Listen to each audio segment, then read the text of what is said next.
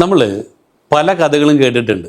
ഒരു സാധാരണ ടൈലറായിട്ടും അവിടെ നിന്ന് സമ്പന്നതയിലേക്ക് പോയ പല ആളുകളുടെ ജീവിത ചരിത്രങ്ങൾ.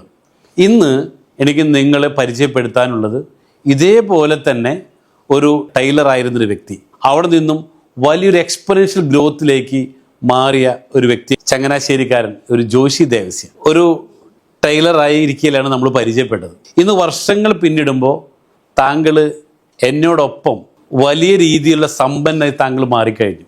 എന്താണ് ജോഷി ചേട്ടാ, ഞാൻ 26 വർഷം കൊണ്ട് നേടിയെടുത്തത് താങ്കൾ നിസ്സാര വർഷം കൊണ്ടാണ് നേടിയെടുത്തത്. എന്താണ് താങ്കൾക്ക് ഇന്ന് പ്രേക്ഷകരോട് ഈ ഒരു വിജയകഥ വിശദീകരിക്കാനായിട്ടുള്ളത്? സാറ് പറഞ്ഞതിൽ ചില തിരുത്തുകൾ എനിക്കൊന്ന് ആദ്യം പറയാനുണ്ട്. ഒരിക്കലും ഒരു ടൈലർ എന്ന് പറഞ്ഞാൽ അത്യാവശ്യം ജീവിച്ചു പോകാം എന്നുള്ളതല്ലാതെ ഒരിക്കലും ഒരു സമ്പന്നരായിട്ട് നമ്മൾ മനസ്സിലാക്കിയിട്ടില്ല. അല്ലെങ്കിൽ വലിയ ഷോപ്പുകളൊക്കെ തുടങ്ങി അതുപോലെ ആൾക്കാരെയൊക്കെ വെച്ച് അങ്ങനെ ചെയ്യുന്ന, അവിടെ അത് ബിസിനസ്സാണ്, ഒരു ടൈലർ അല്ല, ഒരു ബിസിനസ് രീതിയിലേക്ക് ഇതിനെ കൊണ്ടുവന്നാൽ മാത്രമാണ് ടൈലറിൽ നിന്നും ഒരു സമ്പന്നനാകാൻ വേണ്ടി പറ്റത്തുള്ളൂ. എന്നെ സംബന്ധിച്ചോളം ഈ ടൈലർ മേഖല തിരഞ്ഞെടുക്കാനായിട്ടുള്ള കാരണം, അന്ന് എന്നെ ഈ തയ്യൽ പഠിപ്പിക്കാൻ വേണ്ടിയിട്ട് എൻ്റെ ഫാദർ എന്നെ വിടുമ്പോൾ എൻ്റെ ഫാദറിന്റെ ഒറ്റ ഒരു കാഴ്ചപ്പാടായിരുന്നു, മനുഷ്യൻ ഉള്ള കാലം മുഴുവൻ ഏതായാലും വസ്ത്രം ഉപയോഗിക്കണം, പിന്നെ വെയിൽ കൊള്ളണ്ട, മഴ നനയണ്ട, എൻ്റെ മക്കള് സുഖമായിട്ട് എവിടെ ഇരുന്ന് പണി തയ്യലും കിട്ടും. അതോടൊപ്പം തന്നെ എൻ്റെ വീട്ടിലെ തയ്യലിനൊരു പാരമ്പര്യമുണ്ട്. എൻ്റെ പെങ്ങള് തയ്യലായിരുന്നു, എൻ്റെ ചേട്ടൻ തയ്യലായിരുന്നു, അങ്ങനെ എൻ്റെ അങ്കിള് തയ്യലായിരുന്നു. അങ്ങനെ നോക്കുമ്പം ആ ഒരു പാരമ്പര്യം ഉണ്ട് താനും, ഒരു തയ്യൽ ഫാമിലിയാണ്. അപ്പോൾ പക്ഷെ എങ്കിലും ഞാൻ എപ്പോഴും വേറിട്ട് ചിന്തിക്കുമായിരുന്നു. ഞാൻ തയ്യൽ പഠിച്ചപ്പോൾ തന്നെയാണെങ്കിലും സ്വന്തമായിട്ട് തന്നെ വർക്ക് എടുക്കാനും ആ കാര്യത്തിൽ ചങ്കൂറ്റം കാണിക്കുമായിരുന്നു. അതുകൊണ്ട് തന്നെ ഞാൻ ആ ഒരു രീതിയിൽ ശരിക്കും ശോഭിച്ചൊരു വ്യക്തി തന്നെയാണ്. പക്ഷേ എങ്കിൽ നമുക്കറിയാം, കുറച്ച് കഴിഞ്ഞപ്പോഴത്തേക്കും റെഡിമെയ്ഡിൻ്റെ ഒരു കടന്നുകയറ്റം. എനിക്കൊരു കാര്യം മനസ്സിലായി, എൻ്റെ ഏജ് കൂടിക്കൊണ്ടിരിക്കുന്നു, അതോടൊപ്പം തന്നെ എൻ്റെ അടുത്ത് തയ്ക്കാൻ കൊണ്ടുവരുന്ന ആൾക്കാർ അവർ ഇല്ലാതായിക്കൊണ്ടിരിക്കുന്നു, കുറഞ്ഞു. അത് സ്വാഭാവികമാണ്.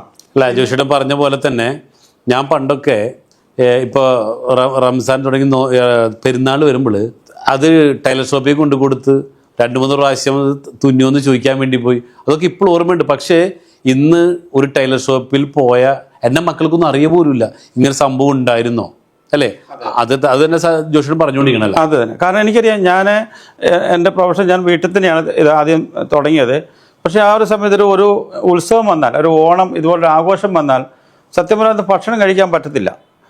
ഈ പിള്ളേർക്കൊക്കെ ഇത് തയ്ച്ചു കൊടുത്തിട്ട് അവരിങ്ങനെ വന്ന് ക്യൂ നിൽക്കുവാണ്. അന്നത്തെ സാഹചര്യം എന്ന് പറഞ്ഞാൽ, ഞാൻ ചെയ്യുന്ന സമയത്തെന്ന് പറഞ്ഞാൽ ഇതെല്ലാം കൈകൊണ്ട് തന്നെ ചെയ്യണം. അപ്പം ആ സാഹചര്യത്തിൽ നിന്ന് നമുക്കൊരു കരകയറാൻ വേണ്ടിയിട്ട് എനിക്ക് മനസ്സിലായി, ഞാൻ ഉദ്ദേശിക്കുന്ന ഒരു തലത്തിലേക്ക് എത്താൻ പറ്റത്തില്ലെന്ന് മനസ്സിലായി. ഇപ്പോൾ കുറച്ച് കഴിഞ്ഞപ്പോഴത്തേക്കും എന്തിട്ടാലും ഫാഷനാവുന്ന ഒരു രീതി മാറി.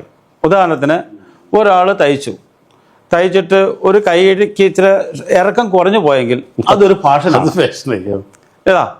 അപ്പോൾ ആ രീതിയിലേക്ക് വരാൻ വലിച്ചെറിയും, മനസ്സിലല്ലേ? അപ്പം എന്ത് ഒരു നെഗറ്റീവ് ഉണ്ടെങ്കിലും, ഒരു കുറവുണ്ടെങ്കിലും അതൊരു ഫാഷനായിട്ട് മാറി. പിന്നെ അതിനുശേഷം വന്നപ്പോൾ എന്തായിട്ട് മാറി, ഈ യൂട്യൂബിലൊക്കെ കണ്ടിട്ട് തന്നെത്താൻ ആൾക്കാർ തയ്ച്ചിരുന്ന അവസ്ഥയായി. പണ്ടറിയാം, സാറിന് ഓർമ്മയുണ്ടാവും, അതായത് പണ്ടുള്ള അമ്മച്ചിമാരൊക്കെ ചട്ടയും മുണ്ടുമായിരുന്നു ഇടുന്നത്. കുറച്ച് കഴിഞ്ഞപ്പോഴത്തെ എന്തായി, അത് നൈറ്റിയിലേക്ക് മാറി, അല്ലേ? പണ്ടുള്ള ആൾക്കാർ പാവാടയും ബ്ലൗസും ആയിരുന്നു, അത് മാറി ചുരിദാറിലേക്ക് മാറി. ഇങ്ങനെ ഓരോന്നും മാറിയപ്പം ഇതെല്ലാം റെഡിമെയ്ഡായിട്ട് കിട്ടി, അല്ലേ? ഇപ്പം തന്നെ നമ്മൾ പുറത്തിറങ്ങി കഴിഞ്ഞാൽ എന്തുകൊണ്ട്, ഇപ്പം ആൾക്കാർക്ക് ചെറിയ ബർമുടയൊക്കെ ഇട്ടിട്ട് പ്രായമുള്ളവരാണെങ്കിലും അതേ രീതിയിലേക്ക് മാറി. ഒന്ന്. രണ്ട്, സത്യം പറഞ്ഞാൽ അന്യം നിന്ന് പോയൊരു കലാരൂപമായിട്ട് തയ്യൽ മാറി. തീർച്ചയായിട്ടും അത് ഒരു മുങ്ങിത്താഴ്ന്നൊരു കപ്പലാണെന്ന് അത് മാറുന്നെന്ന് കണ്ടപ്പോഴാണ് ഞാൻ മാറി ചിന്തിക്കുമായിരുന്നു. അപ്പം ഇവിടെ സംഭവിച്ചതെന്താണെന്ന് വെച്ച് കഴിഞ്ഞാൽ, സാറ് ഓർക്കുന്നുണ്ടാകും, പണ്ട് അണ്ടർവെയർ തയ്ക്കുമായിരുന്നു. അണ്ടർവെയറേ പണ്ട് തയ്ക്കുമല്ലായിരുന്നോ? തയ്ച്ചായിരുന്നു ആൾക്കാർ ഇട്ടുകൊണ്ടിരുന്നത്. അത് കഴിയുമ്പോൾ ചെട്ടി ഇറങ്ങി, ഇല്ലേ? അപ്പം എല്ലാവരും മാറി, കാലം മാറിയപ്പോഴത്തേക്കും ഓരോരുത്തർ ലൈഫ് സ്റ്റൈൽ അത് പണ്ട് അങ്ങനെ ആയിരുന്നു. പോക്കറ്റൊക്കെ തയ്ച്ച് അങ്ങനെ ഉണ്ടായിരുന്നു. പക്ഷേ ആ ഒരു സ്റ്റൈലെല്ലാം മാറിപ്പോയി. പിന്നെ വേറെന്ന് വെച്ച് കഴിഞ്ഞാൽ, എല്ലാത്തിനും ഉദാഹരണത്തിന് ഇപ്പോൾ സാറിൻ്റെ കയ്യിൽ 100 രൂപയേ ഉള്ളൂ എങ്കിൽ ആ 100 രൂപയ്ക്ക് ഷർട്ട് കിട്ടും. സാറിൻ്റെ കയ്യിൽ 1000 രൂപയുണ്ടോ, 1000 രൂപ ഷർട്ട് കിട്ടും. എന്ത് മാർക്കറ്റ് കിട്ടുന്ന ഒരു അവസ്ഥയായി, മനസ്സിലായേ? ആ ഒരു സാഹചര്യത്തിൽ ഇപ്പോൾ സാറ് പറഞ്ഞ പോലെ ഇവിടെ പോയിട്ട് തുണി കൊണ്ട് കൊടുത്തിട്ട് അതിനുവേണ്ടി 2-3 പ്രാവശ്യം നടക്കണ്ട, ഇതൊന്നും വേണ്ട. കാരണം ആൾക്കാർക്ക് അതിനുള്ള ക്ഷമയില്ല. അപ്പോൾ അങ്ങോട്ട് ചെല്ലുക, അവിടെ നിന്ന് എടുക്കുക, അവരവരുടെ കയ്യിലുള്ള പൈസയ്ക്ക് അനുസരിച്ചിട്ട് അവർക്ക് വാങ്ങാം, ആ ഒരവസ്ഥയായി. പക്ഷെ അങ്ങനെ ഇരിക്കുമ്പോഴത്തേക്കും കുറേ മാറി ചിന്തിച്ചതിൻ്റെ അടിസ്ഥാനത്തിൽ കുറച്ച് ഡയറക്റ്റ് മാർക്കറ്റിങ്ങും ഇങ്ങനെയുള്ള കുറേ കാര്യങ്ങളൊക്കെ ചെയ്ത് നോക്കി. രക്ഷപ്പെടാൻ വേണ്ടിയിട്ടാണ് ഇങ്ങനെയുള്ള കുറേ കാര്യങ്ങൾ ചെയ്ത് നോക്കി. പക്ഷേ അവിടെയൊന്നും ഞാൻ ആഗ്രഹിച്ച ഒരു തലത്തിലേക്ക്, കാരണം ഞാൻ അന്നും ആഗ്രഹിച്ച ഒരു കാര്യം, ഒരു പാസീവ് ഇൻകം, എൻ്റെ ഒരു മനസ്സിൻ്റെ ഒരു സ്വപ്നമായിരുന്നു, ഒരു പാസീവ് ഇൻകം. കാരണം ഞാൻ 10 വർഷം ഇരിപ്പായാൽ പോലും എനിക്കൊരു റിട്ടേൺ കിട്ടണം, ഇതിനെപ്പറ്റി ചിന്ത എന്നിൽ എപ്പോഴും ഉണ്ടായിരുന്നു. അപ്പോൾ അതുകൊണ്ട് തന്നെ ഞാൻ എപ്പോഴും എന്ത് ചെയ്യും, പാർട്ട് ടൈം ആയിട്ടുള്ള എന്തെങ്കിലുമൊക്കെ ഞാൻ നോക്കുമായിരുന്നു. അങ്ങനെയാണ് ഞാൻ എന്ത് ചെയ്തു, ഒരു കമ്പനിയുടെ മാർക്കറ്റിങ്ങിലേക്ക് വന്നപ്പോൾ അവിടുന്ന് അവരിറക്കിയ ഒരു പ്രോഡക്റ്റ് ആയിരുന്നു വാട്ടർ പ്യൂരിഫയർ, റിവേഴ്സ് ഓസ്മോസിസ്. അങ്ങനെ ഞാനത്, എനിക്ക് ടെക്നിക്കൽ ഫീൽഡ് ഒന്നും തന്നെ അറിയത്തില്ല, ആകെപ്പാടെ അറിയുന്ന തയ്യൽ മാത്രമേ ഉള്ളായിരുന്നു. പക്ഷേ എന്ത് ചെയ്തു, ഞാൻ അത് പോയി പഠിച്ച് അതിൻ്റെ ഒരു ടെക്നീഷ്യനായിട്ട് മാറി. അങ്ങനെ അവരുടെ കടയിലുണ്ടായിരുന്ന സാധനങ്ങളൊക്കെ ഞാൻ അത് ഫിറ്റ് ചെയ്യും, അതിൽ നിന്ന് റിട്ടേൺ കിട്ടുന്ന കാര്യങ്ങൾ ഞാൻ എക്സ്ട്രാ ഇൻകം ഉണ്ടാക്കുമായിരുന്നു. അപ്പം അവിടെ എന്നെ സംബന്ധിച്ചോളം ഞാൻ സത്യത്തിൽ തയ്യലിനെ വേണ്ടെന്ന് വെച്ച ഒരാളാണ്. പക്ഷേങ്കിൽ ഞാൻ വിവാഹം കഴിച്ചതും എന്തായിപ്പോയി, അതും ഒരു തയ്യക്കാരത്തിയായിപ്പോയി. പണം മേടിച്ച് പന്തളത്ത് ചെന്നപ്പോൾ അതന്നെ അതാണ് പറ്റിയത്. അപ്പോൾ എൻ്റെ ഇത് തന്നെ നമ്മൾ ഈ കുറച്ച് കഴിയുമ്പോഴത്തേക്കും നമുക്ക് എന്തെങ്കിലും വല്ല കുഴമ്പൊക്കെ ഇട്ട് തിരുമേണ്ട സാധനത്തെ ഇത് തിരിച്ചാകാൻ പാടില്ല, അതും തയ്യക്കാരത്തി ചിന്തിച്ചത്. അപ്പൊ ചോദിച്ചേട്ടാ, ഇപ്പോ നമ്മൾ പണ്ട് 4 വർഷങ്ങൾക്ക് മുമ്പ് കണ്ടുമുട്ടിയപ്പോൾ ഞാൻ പറഞ്ഞിരുന്നു, പ്രതിമാസം 10 ലക്ഷം രൂപയ്ക്ക് മുകളിൽ താങ്കൾക്ക് ഏൺ ചെയ്യാൻ പറ്റുമെന്ന് പറഞ്ഞപ്പോൾ താങ്കൾ അന്ന് വിശ്വസിച്ചിരുന്നില്ല. ഇന്ന് എല്ലാ മാസവും ഈ 10 ലക്ഷം രൂപയ്ക്ക് മുകളിൽ വരുമാനം നേടുമ്പോൾ അപ്പം കിട്ടുന്നൊരു സാറ്റിസ്ഫാക്ഷൻ എന്താണ് സാർ? അത് സത്യത്തിൽ സാറ്, ഞാൻ സാറുമായിട്ട് പരിചയപ്പെടുമ്പോൾ ഒരിക്കലും സാറത് പറഞ്ഞെങ്കിലും സാറിൻ്റെ ഉള്ളിലുണ്ട്, സാറ് ഇങ്ങനെ പ്രോജക്റ്റ് കൊണ്ടുവരാൻ പോകുന്നതൊക്കെ സാറിനറിയാം. പക്ഷെ കേൾക്കുന്ന ഒരാളെ സംബന്ധിച്ചോളം അത് വേറൊന്നും കൊണ്ടല്ല, കാരണം 10 ലക്ഷം രൂപ അങ്ങനെ ഒരു മാസം ഉണ്ടാക്കുന്ന എൻ്റെ സ്വപ്നത്തിൽ പോലും ഞാൻ ചിന്തിക്കുന്നില്ല. എനിക്ക് വട്ടാണെന്ന് ചിന്തിച്ചില്ലേ? തീർച്ചയായിട്ടും. ഇത് ഈ പറഞ്ഞ പോലെ തള്ളാണെന്ന് തന്നെ ചിന്തിച്ചേ. വട്ടാന്നല്ല, ഇത് തള്ളാണ്, അല്ലെങ്കിൽ ഇത് ഏതാണ്ട് തലയ്ക്ക് ഇത് പിടിച്ച ഒരാൾ പറയുന്നതായിട്ട് അന്ന് ചിന്തിച്ചോളൂ. പക്ഷേ എങ്കിലും ഞാൻ അന്ന് സാറിൻ്റെ അടുത്ത് വരുമ്പം അവിടെ ഒരു പാർട്ട് ടൈം ഇൻകം, സാറിനറിയാം കോവിഡ് സമയത്താണ്, കോവിഡിന് ശേഷമാണ് നമ്മൾ പരിചയപ്പെടുന്നത്. ആ സമയത്ത് 21 അതെ, ആ അതിന് ശേഷമാണ് അവിടെ ആണ് നമ്മൾ പരിചയപ്പെട്ടു. എന്തായാലും ആട്ടെ. പക്ഷെ ഞാൻ ഒരു കാര്യം അന്നും സാറിനെ വിശ്വസിച്ച ഒരു കാര്യം, അതായത് സാറ് ഞാൻ ഒരു പൈസ കമ്പനിയിൽ അടയ്ക്കുന്നുണ്ടെങ്കിൽ അതിന് കൃത്യമായിട്ടുള്ള പ്രൊഡക്റ്റ് എനിക്ക് കിട്ടുന്നു എന്നുള്ളതാണ്. നമ്മളെപ്പോഴും ഒരാളെ നമ്മൾ ചെയ്യുമ്പോൾ, അല്ല ഒരാളെ നമ്മൾ ബിസിനസ്സിലേക്ക് കൊണ്ടുവരുന്ന ഒരാൾക്ക് അയാൾ കൊടുക്കുന്ന പൈസയ്ക്ക് തുല്യമായിട്ടുള്ള പ്രോഡക്റ്റ് കിട്ടുന്നുണ്ടോ, ഇതായിരുന്നു എൻ്റെ ഒരു കോൺസെപ്റ്റ്. കാരണം എൻ്റെ വീട്ടിൽ ആരും, അതായത് ഞാൻ കൊണ്ടുവന്നൊരു ബിസിനസ് കാരണം പണം ചോദിച്ച് എൻ്റെ വീട്ടിലേക്ക് ആരും വരാൻ പാടില്ല. അതായിരുന്നു നല്ല ഒറ്റ അന്നെല്ലാം ബ്രാൻഡ് ഐറ്റംസ് ആയിരുന്നു അല്ലേ? അതെ, LG, വേൾപൂൾ, സാംസങ്, ഇംപെക്സ് അങ്ങനെ തുടങ്ങുന്ന കമ്പനീസിന്റെ ഡിസ്ട്രിബ്യൂഷൻ നമ്മുടെ അടുത്ത് വരുന്നത്. അത് തന്നെ. അതെ. അപ്പം അത് എനിക്കൊരു ആവശ്യം ഉണ്ടായിരുന്നു, എനിക്ക് അന്ന് കുറച്ച് ഇത് ആവശ്യം ഉണ്ടായിരുന്നു, അത് ഞാൻ വാങ്ങിച്ചു. പക്ഷേ ഇത് നല്ലതാണെന്ന് ബോധ്യപ്പെട്ടപ്പോൾ ഞാനത് പ്രൊമോട്ട് ചെയ്യാൻ തുടങ്ങി. അങ്ങനെ എന്തായാലും കൊള്ളാം, ഒരു ടീം, അതായത് എനിക്ക് ഇതുപോലെ കുറെ കസ്റ്റമേഴ്സിനെ ക്രിയേറ്റ് ചെയ്യാൻ പറ്റി. അന്ന് മാസം 50,000 1 ലക്ഷം രൂപ ബിറ്റ്വീൻ അല്ലേ? അതിന് മേലുണ്ടായിരുന്നു ആ സമയത്ത് എന്ന് വെച്ചാൽ ആ ഒരു രീതിയിലേക്ക് നമ്മൾ വരാൻ തുടങ്ങി. 22 കാലഘട്ടത്തിൽ. അതെ. അപ്പോൾ എനിക്കൊരു ഇത് വിശ്വാസം കൂടുതൽ വന്നു. സാർ എന്ന് പറഞ്ഞതിനകത്ത് ഈ കാര്യമില്ലാതില്ല എന്നുള്ളൊരു ചിന്ത എന്നിലേക്ക് തന്നെ വന്നു. പക്ഷേ ഇത്രയും ഞാൻ, അതായത് ഇങ്ങനെ ഒരു ലെവലിലേക്ക് എത്തുമെന്നുള്ള അന്നും എനിക്ക് പൂർണ്ണമായിട്ടൊരു വിശ്വാസമില്ല. അപ്പോൾ ആ ഇരിക്കുന്ന സമയത്താണ് സാറിൻ്റെ ആ ഒരു പുതിയ പ്രോജക്റ്റ്, അതായത് ഇന്നോവേറ്റീവായിട്ടുള്ള പ്രോജക്റ്റുകൾ സാറ് കൊണ്ടുവരാൻ തുടങ്ങിയപ്പം അവിടെയും ഒന്ന് ശങ്കിച്ചായിരുന്നു. ഈ ആദ്യമായിട്ട് നമ്മൾ ഈ ഒരു പ്രോഗ്രാം ഒരു ഹോട്ടലിൽ വെച്ച് നടത്തുമ്പം ചന്ദന കൃഷി എന്നൊക്കെ പറഞ്ഞപ്പം അപ്പോഴെൻ്റെ മൈൻഡ് പുറകോട്ടൊന്ന് പോയി. പണ്ടത്തെ ആടത്തേക്ക് മാഞ്ചിയം പോലെ ആണോ, അതായത് 2023 നവംബറിൽ. അതെ, നവംബർ 16-ാം തീയതി അന്നാണ് ഈ പ്രോജക്റ്റ് പറയുമ്പം. പക്ഷേ ഹോട്ടൽ മൺസൂൺ എംബസി. പക്ഷേ അതെ, അവിടെ പക്ഷേ എങ്കിലും ഞാനും അന്ന് ഒരു ടോക്കൺ കൊടുത്തു, സാറിന് ഒരു ടോക്കൺ തന്നു. കാരണം വേറൊന്നും കൊണ്ടല്ല, സാർ ഒരു കാര്യം കൊണ്ടുവരുന്നുണ്ടെങ്കിൽ അതിനെ ഞാൻ വിശ്വസിച്ചു പൂർണ്ണമായിട്ട്. എൻ്റെ അതുവരെയുള്ള അനുഭവത്തിൽ നിന്ന് എനിക്ക് മനസ്സിലായി, സാർ എന്തെങ്കിലും കൊണ്ടുവരുന്നുണ്ടെങ്കിൽ വെറുതെ കൊണ്ടുവരില്ല, അതിൻ്റെ പിന്നെ ചില ഉദ്ദേശങ്ങൾ ഉള്ളതുകൊണ്ടാണ് കൊണ്ടുവരുന്നത് എന്നെനിക്ക് മനസ്സിലായത്. അതെ അതെ. ഇന്ന് എന്നെ മാത്രമല്ല എന്നിലൂടെ കൊണ്ടുവന്ന പല ആൾക്കാർക്കും നല്ല രീതിയിലൊരു വരുമാനം മേടിക്കാനും അതിനേക്കാൾ ഉപരി ഈ പ്രോജക്റ്റുകളുടെയൊക്കെ സാറ് കൊണ്ടുവന്നിരിക്കുന്ന പ്രോജക്റ്റുകളുടെയൊക്കെ പാർട്ടായി തീരുവാൻ, അതിനകത്തൊരു ഭാഗമായി തീരാൻ, ഒരു ഓണറായി തീരാൻ എനിക്ക് സഹായിച്ചു. അതോടൊപ്പം തന്നെ വയനാട്ടിലെ റിസോർട്ടുകൾ, അല്ല, എനിക്ക് താങ്കളോട് ഏറ്റവും കൂടുതൽ റെസ്പെക്റ്റ് അതാണ് കേട്ടോ. നമ്മൾ കണ്ടുമുട്ടിയപ്പോൾ തന്നെ അന്ന് ചെയ്തിരുന്ന ഇ കൊമേഴ്സ് കമ്പനിയുടെ പ്രൊഡക്റ്റുകൾ അത് ജോഷിയേട്ടൻ നല്ല രീതിയിൽ വാങ്ങുന്നു, അത് വിൽക്കുന്നു. അത് കഴിഞ്ഞ് നമ്മൾ സൂപ്പർ മാർക്കറ്റുകൾ അല്ലേ, പല സ്ഥലങ്ങളിൽ ചങ്ങനാശ്ശേരിയിലും എവിടെയൊക്കെ 19 സൂപ്പർ മാർക്കറ്റ് തുടങ്ങുന്നു. അതിൻ്റെ ഒരു ഭാഗമായിട്ട് താങ്കൾ മാറുന്നു. അത് കഴിഞ്ഞ് നമ്മൾ സാൻഡൽവുഡ് പ്ലാന്റേഷനിലേക്ക് വരുന്നു. അവിടെ നിന്നും താങ്കൾ അത് പർച്ചേസ് ചെയ്യുന്നു. അങ്ങനെ എല്ലാത്തിനും ഭാഗമായിട്ട് മാറുകയും ചെയ്തു. അതോടൊപ്പം തന്നെ ഒരു ബെസ്റ്റ് സെല്ലർ എന്നുള്ള രീതിയിൽ ഇന്ന് ജോഷി ദേവസ്യ ജസ്പേഡിൽ മാനം മുട്ട നിൽക്കുമ്പോൾ ഇന്ന് ശത്രുവില്ലാത്തൊരു മിത്രമായിട്ട് താങ്കൾ മാറിക്കഴിഞ്ഞു അല്ലേ. അപ്പോൾ പിന്തിരിഞ്ഞ് നോക്കുമ്പോൾ അതെല്ലാം ഒരു സ്വപ്നമായിരുന്നോ ഇന്നത്തെ ജോഷി ദേവസ്യ? അത്തരത്തിലൊരു സ്വപ്നമായിട്ട് തോന്നാറുണ്ടോ? തീർച്ചയായിട്ടും കഴിഞ്ഞു പോയ ജീവിതം. തീർച്ചയായിട്ടും. കാരണം ഞാൻ ചിന്തിക്കുകയായിരുന്നു, ഇതൊരു ദൈവനിമിത്തമാണെന്ന് ഞാൻ വിശ്വസിക്കുന്നു. സാറിനെ കണ്ടുമുട്ടാനും ഇത് എനിക്ക് തന്നെയല്ല, എനിക്ക് പല ആൾക്കാരിലേക്കും വെളിച്ചം വീശാൻ, അതായത് സാറിനറിയാം എൻ്റെ കൂടെ നിൽക്കുന്ന ആൾക്കാർക്കൊക്കെ അവർ നമ്മളോട് കാണിക്കുന്ന ആ ഒരു ആദരവ് അല്ലേ, ഇല്ലെങ്കിൽ ഒരിക്കലും ഞാനെന്ന് പറയുന്ന വ്യക്തിയെ ഈ രീതിയിൽ അറിയപ്പെടുന്നില്ല. ഇപ്പൊ റിസോർട്ടിൽ എത്രമായിട്ടുണ്ട് നമ്മളിൽ? എത്ര പാർട്ണർഷിപ്പ് ഉണ്ട് റിസോർട്ടിൽ? ഞാൻ 6 റിസോർട്ടിനകത്ത് പാർട്ണർഷിപ്പ് എടുത്തിട്ടുണ്ട്. ഒരു റിസോർട്ട് ഞങ്ങൾ ഒരു 11 പേര് കൂടി ഫുള്ളായിട്ട് എടുത്തിട്ടുണ്ട്. നമ്മുടെ ഫാം ടൂറിസത്തിനകത്ത് ഞാൻ ഷെയർ എടുത്തിട്ടുണ്ട്. അതോടൊപ്പം തന്നെ നമ്മുടെ കമ്പനിയുടെ പ്രൊജക്റ്റുകൾക്കകത്ത് ഞാൻ ഇൻവെസ്റ്റ് ചെയ്തിട്ടുണ്ട്.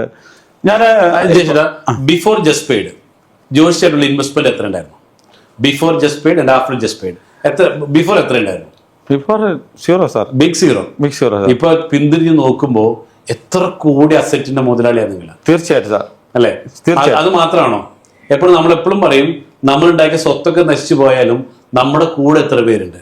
ആ നിലയ്ക്ക് താങ്കൾക്ക് അഭിമാനിക്കാം. ഇന്ന് ഏകദേശം എനിക്ക് തോന്നുന്നു ഏകദേശം 500 പേരെ നയിക്കുന്ന ഒരു വലിയ ലീഡറായിട്ട് താങ്കൾ മാറിക്കഴിഞ്ഞു. അതെ സാർ, അതിനകത്ത് വളരെയധികം ആത്മാഭിമാനമുണ്ട്. കാരണം അത് അനുഭവിക്കുമ്പോഴേ എടുത്തുള്ളൂ. ഇപ്പം ഞാൻ പലപ്പോഴും ചിന്തിക്കാറുണ്ട്, ഞാൻ ഈ ഇത്രയും ആൾക്കാർ ഒരു ലീഡറായിട്ട് അത്രയും ആൾക്കാർക്ക് വെളിച്ചം വീശിയപ്പോൾ സാറിൻ്റെ മനസ്സിൻ്റെ സന്തോഷത്തെ ഞാൻ പലപ്പോഴും ചിന്തിക്കാറുണ്ട്. കാരണം ഇത്രയും ആൾക്കാർക്ക് ഈ ഒരു അവസരം കാണിച്ചു കൊടുത്ത അല്ലേ, അത് വലിയൊരു അവസ്ഥയാണ്. അത് ആ ആൾക്കാർക്ക്, അതായത് അവരുടെ നമുക്കറിയാം വരാൻ പോകുന്ന സമൂഹത്തിൽ വലിയൊരു ദാരിദ്ര്യം വരാൻ പോകുമ്പം ആ ദാരിദ്ര്യത്തിൽ നിന്ന് കരകയറ്റാനായിട്ട് സാറ് കൊണ്ടുവന്ന ഈ പ്രോജക്റ്റും സാറിൻ്റെ ആ വലിയ മനസ്സും, അതിനെ ഞാൻ പലപ്പോഴും ചിന്തിക്കാറുണ്ട് സാറിൻ്റെ സന്തോഷം എത്രയായിരിക്കുമെന്ന് അല്ലേ. അല്ല ജോഷിട്ടാ, സന്തോഷത്തെക്കാൾ ഉപരി ഇപ്പം പറഞ്ഞു നമ്മൾ 2023 സാൻഡൽവുഡ് പ്ലാന്റേഷൻ കൊണ്ടുവന്നപ്പോൾ പലരും പറഞ്ഞു ഇതെന്തോ പുതിയ തട്ടിപ്പിലേക്കാണ്, ഇവന് പ്രാന്താണ്, തലക്ക് വെളിയില്ല, എന്തൊക്കെയോ ആളുകൾ പറയും, നിങ്ങൾക്ക് തന്നെ അറിയാലോ. പക്ഷെ അതിനൊക്കെ മറികടക്കാൻ പറ്റിയ അത്രയും കഷ്ടപ്പാടുകൾ സഹിച്ച് ഇവിടെ എത്തി നിൽക്കുമ്പോൾ ഇന്ന് എത്ര പേരെ ജീവിതത്തിലാണ് നമ്മൾ വെളിച്ചം വീശിയത് അല്ലേ? ചില്ലറയാണോ? ഇപ്പോൾ കഴിഞ്ഞ ദിവസം നമ്മൾ കോട്ടേജിൻ്റെ ഒരു റെൻറ്റ് അഡ്വാൻസ് എനിക്ക് 1500 മേലെ ആളുകളുടെ അക്കൗണ്ടിലേക്കാണ് പണം പോയത്. അപ്പോൾ ഇതൊക്കെ കാരണക്കാരായിട്ട് താങ്കൾക്കും കൂടെ ആ കിട്ടിയൊരു റെപ്യൂട്ടേഷൻ ഉണ്ടല്ലോ അല്ലേ. ഇതൊക്കെ നമ്മൾ മറ്റൊന്ന് ചെയ്യുമ്പോൾ കിട്ടുന്ന ഒന്നല്ലല്ലോ ഇത്.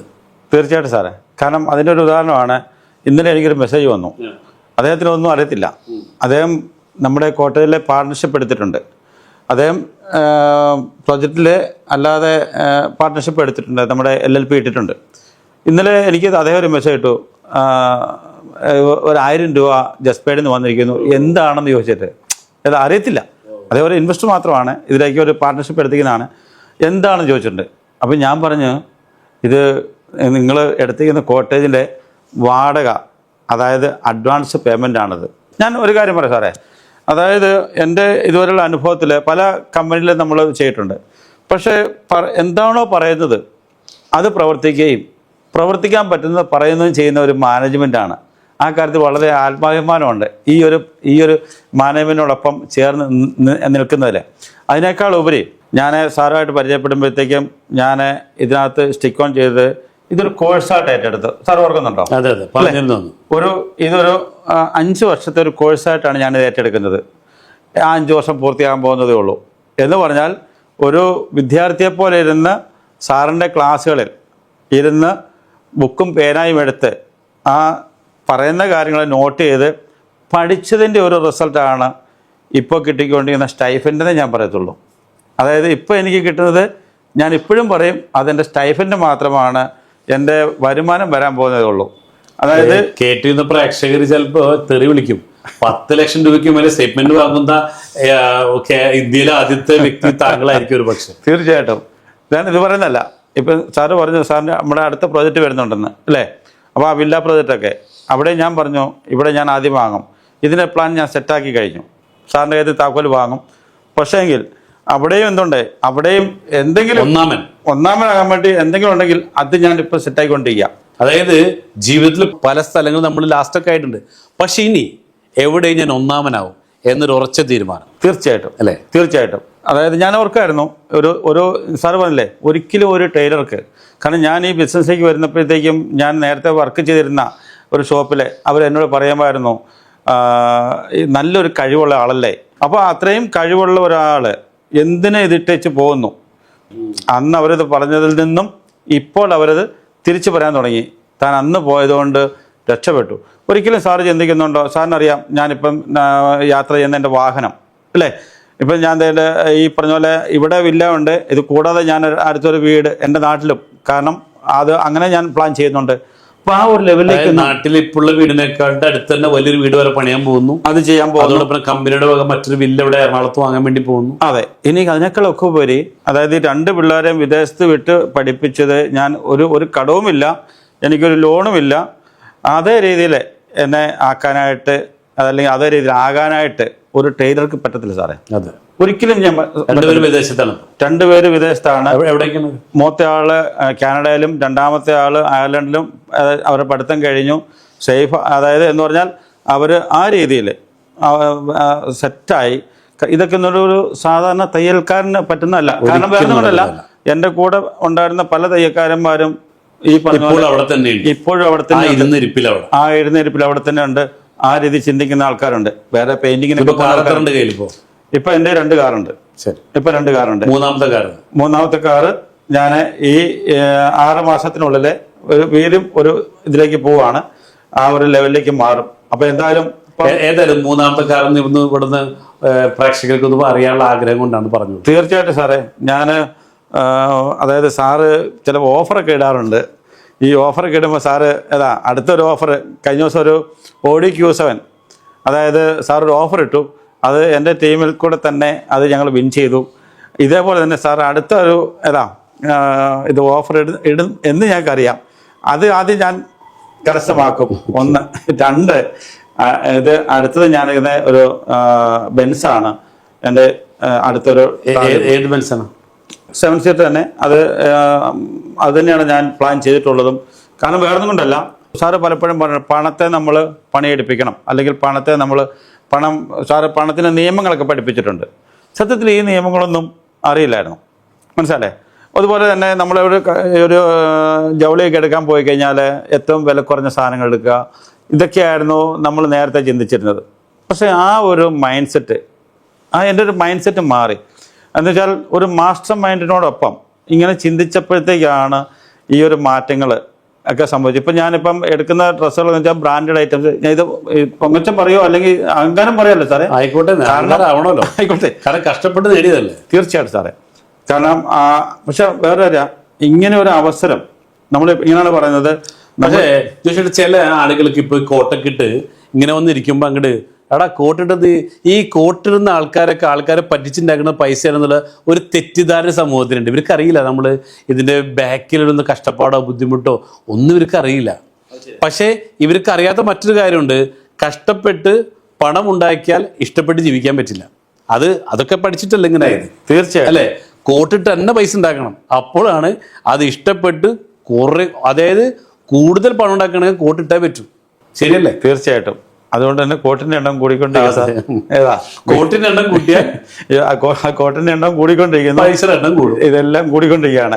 ഇനിയിപ്പം അതുകൊണ്ട് തന്നെ നമ്മളുടെ ആ മൈൻഡ് സെറ്റും മാറി. നമ്മൾ ഇപ്പൊ സാറ് പഠിപ്പിക്കുന്ന പോലെ ലൈഫ് ഹാപ്പൻസ് മീ എന്ന് പറയുന്ന ആ ഒരു ലെവലിലേക്കും ഒക്കെ നമ്മൾ പോകേണ്ടതുണ്ട്. അപ്പം ആ മറ്റുള്ളവരെ സഹായിക്കാൻ സാറ് പറയുന്നില്ലേ, അതായത് സമ്പന്നർ പൈസ ഉണ്ടാക്കുന്ന കഞ്ഞി കുടിക്കാനല്ല അല്ലേ, മറ്റുള്ളവരെ സഹായിക്കണം. മറ്റുള്ളവരെ സഹായിക്കാൻ വേണ്ടിയിട്ടാണെങ്കിലും നമ്മുടെ കയ്യിൽ ഉണ്ടെങ്കിലാണ് മറ്റുള്ളവരെ സഹായിക്കാൻ പറ്റുന്നത്. വേറൊന്നല്ല, എൻ്റെ ഇൻകം ഡെയിലി ഇൻകമാണ്. ഇപ്പോൾ സാറ് പറയുന്ന പോലെ ഒരു കുളത്തിലേക്ക് വല്ലപ്പോഴും മഴ പെയ്ത് കഴിഞ്ഞാൽ അവിടെ വെള്ളം കാണത്തില്ല. പക്ഷേ സ്ഥിരമായിട്ട് മഴ പെയ്താലോ ഈ കുളത്തിൽ എപ്പോഴും വെള്ളം കാണും. അല്ല, സാധാരണ ജോലിക്കാർക്ക് സംഭവിക്കുന്ന തെറ്റതാണ്. ഇവർക്ക് മാസത്തിൽ ഒരു പ്രാവശ്യം കിട്ടുന്ന ശമ്പളം വല്ലപ്പോഴും മഴ പെയ്യുന്ന ഒരു കുളത്തിലേക്ക് വല്ലപ്പോഴും മഴ പെയ്താൽ അത് പറ്റിപ്പോവും. പക്ഷെ അതേസമയം ബിസിനസ്സുകാർ എങ്ങനെ വീണ്ടും സമ്പന്നനാവണത്? അവരെ കുളത്തിലേക്ക് എല്ലാ ദിവസവും മഴ പെയ്യുമ്പോൾ ആ വെള്ളം അവിടെ കെട്ടി നിൽക്കും, അവർ സമ്പന്നരായിട്ട് മാറും. അതൊക്കെ കറക്റ്റ് ചെയ്ത് ക്യാച്ച് ചെയ്തിട്ട് അത് ഫോളോ ചെയ്ത് താങ്കൾ പോകുമെന്ന് പറയുന്നതിൽ വളരെ സന്തോഷമുണ്ട്. തീർച്ചയായിട്ടും. അതായത് സാറിൻ്റെ ആ ക്ലാസ്സുകൾ അത് പറഞ്ഞറിയിക്കാൻ പറ്റില്ല. സാറിൻ്റെ ക്ലാസ്സുകൾ ആരെങ്കിലും കേട്ടിട്ടുണ്ടെങ്കിൽ അവരതിനെ ഒന്ന് ഫോളോ ചെയ്താൽ ഉറപ്പായിട്ട് പറയാം അവരുടെ മൈൻഡ് സെറ്റ് മാറും, അവർ സമ്പന്നതയിലേക്ക് വരും. അത് നമ്മൾ ചിന്തിക്കാത്ത കാര്യമാണ്. കാരണം എൻ്റെ തലമുറയിൽ അല്ലെങ്കിൽ എൻ്റെ വീട്ടിൽ എൻ്റെ മുമ്പുള്ള ആൾക്കാരൊന്നും പട്ടികയിലേക്ക് വന്നിട്ടില്ല, അവരങ്ങനെ മാറി ചിന്തിക്കുന്നില്ല. അപ്പോൾ ഇത് നമ്മൾ ഇത് പറയുമ്പോൾ ചില ചിന്തിക്കുന്നതന്നെ അറിയാം, ഇത് ജോഷാന് പറ്റും, ജോഷാന് പറ്റും, അത് ഞങ്ങൾക്ക് പറ്റത്തില്ല. ഇങ്ങനെ ചിന്തിക്കുന്ന ആൾക്കാരുണ്ട്. പല അവസരങ്ങളും നമ്മൾ കൊടുക്കുമ്പോൾ അവരങ്ങനെ ചിന്തിക്കുന്ന ആൾക്കാരുണ്ട്. ആദ്യമൊക്കെ പറയുന്നു ഇങ്ങനെ പിന്നെ പറയുമായിരുന്നു അവരോട്. പക്ഷേ ഇപ്പോൾ എന്ത് ചെയ്യുന്ന അവർ കണ്ട് മനസ്സിലാക്കാൻ തുടങ്ങി. എൻ്റെ ഈ പറഞ്ഞ ഉയർച്ച ഇപ്പോൾ കഴിഞ്ഞ ദിവസം ഞാൻ ഒരു വെറുതെ ചെന്നപ്പോഴത്തേക്ക് കുറച്ച് ഒരു ചെറിയതാണ് തേങ്ങ, അത് ഇന്നടുത്ത് കൊടുക്കാൻ വേണ്ടിയിട്ട് എൻ്റെ തന്നാണ്. അപ്പോൾ ഞാൻ ചോദിച്ചു എനിക്ക് ഇല്ലേ എന്ന് ചോദിച്ചു. അപ്പോൾ സ്വാഭാവികം നമ്മൾ ചോദിക്കുന്നതല്ലേ, വേറെ ആൾക്ക് കൊടുക്കാൻ വേണ്ടി തരുന്നു, അവരുടെ തേങ്ങ ഉണ്ട്. അപ്പോൾ ഞാൻ ചോദിച്ചു അവർക്കെല്ലാം കൊടുത്തിട്ട് എൻ്റെ തരുന്നുണ്ടല്ലോ, എനിക്ക് തരാത്തെ അല്ലെങ്കിൽ എനിക്ക് തരുന്നില്ലേ? അദ്ദേഹം പറഞ്ഞത്, അതായത് ജോഷിക്ക് ഇപ്പം അതിൻ്റെ ആവശ്യമില്ല, ജോഷി കോടീശ്വരനാണ്. അതാണ് മനസ്സിലായേ? കാരണം അത് അവരെ കൊണ്ട് പറയിച്ചു. ഞാൻ എൻ്റെ എന്ന് പറഞ്ഞാൽ അവരങ്ങനെ ചിന്തിച്ച് അവർ മനസ്സിലാക്കി വെച്ചിരിക്കുകയാണ് ഞാൻ കോടീശ്വരനാണ്. ഞാനിത് വേണ്ടിയിട്ട് ചോദിച്ചല്ല, അവരുടെ എന്താണ് അവർ പറയുന്നത് അറിയാൻ വേണ്ടി ചോദിച്ചാണ്. കാരണം ഈ മീറ്റിങ്ങിന് അവർ കയറുന്നുണ്ട്, ഈ പ്രോഗ്രാമിന് അവർ കയറുന്നുണ്ട്, ഇത് കേൾക്കുന്നുണ്ട്.